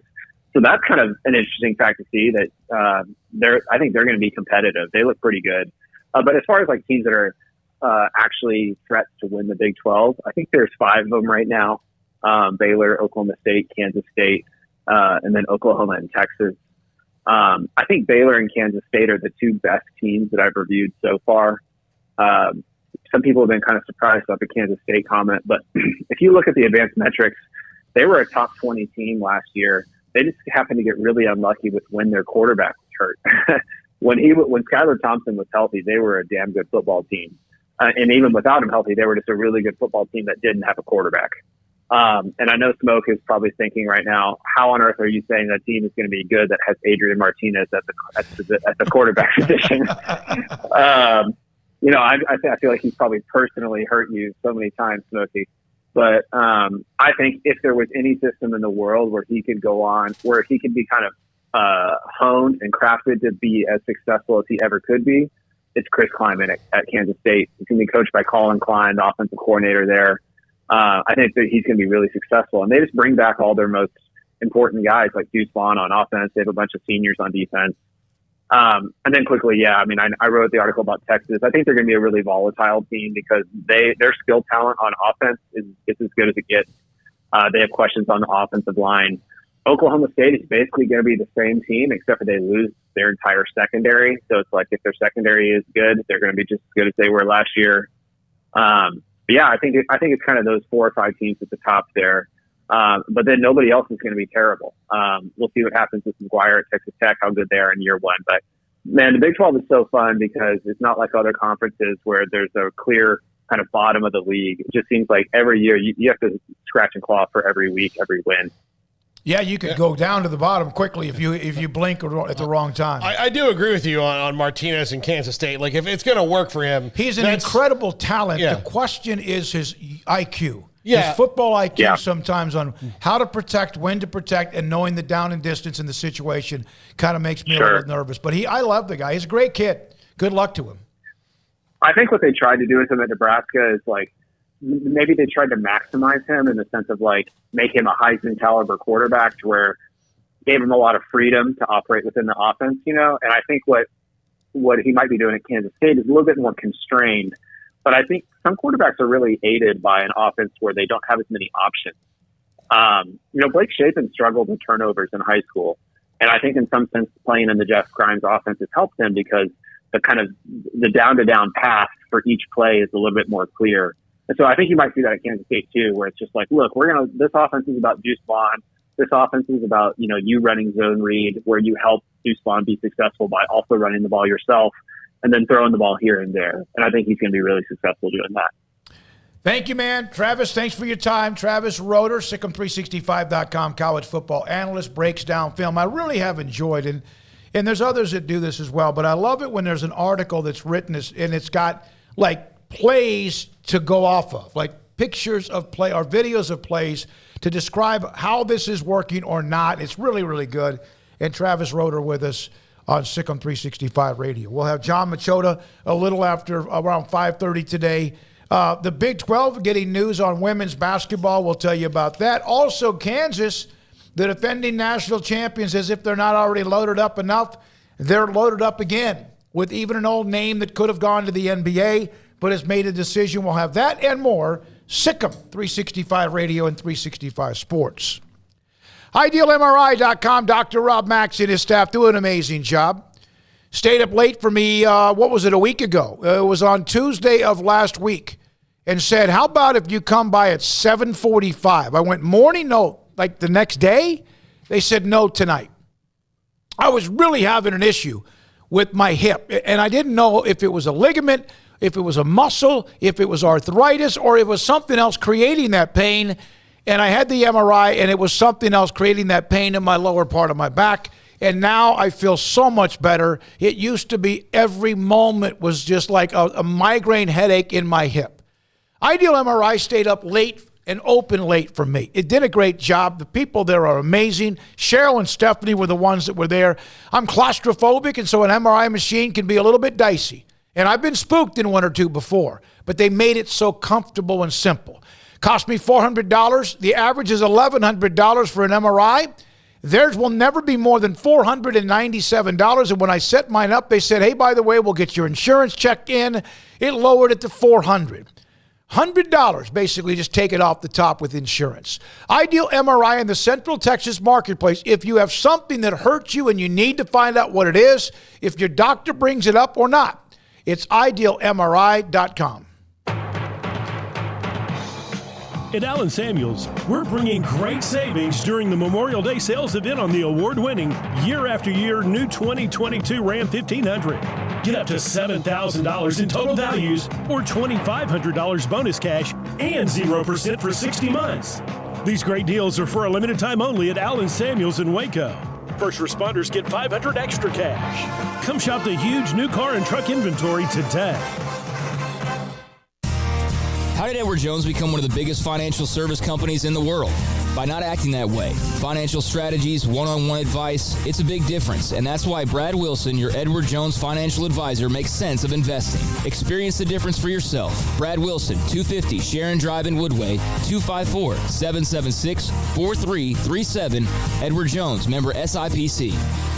From the first workout to the last practice, sports is an incredible challenge. Hi, this is Dan Ingham with the First National Bank of Central Texas, and we're proud to support each athlete, every parent, and our educators. From families, small businesses, to the biggest industry, we're here to help. With remarkable products like instant issue debit cards free at all of our banking centers, we've got banking ideas that fuel big dreams. The First National Bank of Central Texas. Familiar faces making local decisions. Member FDIC, Equal Housing Lender. Shorty's Pizza Shack at 12th and Bagby is a homegrown, family-owned and operated must-visit pizza place in Waco. Fantastic pizza by the slice or get the whole pie to share. Great happy hour specials every single day, and it's not just pizza. Great wings. You have to try the Sikkim sauce, chili cheese fries, pizza pillows, and more. Dine in for a great hangout or carry-out. Order online at shortyspizzashack.com or do yourself a favor and bring your crew to the restaurant at 12th and Bagby. Shorty's Pizza Shack. Tell them Paul sent you by.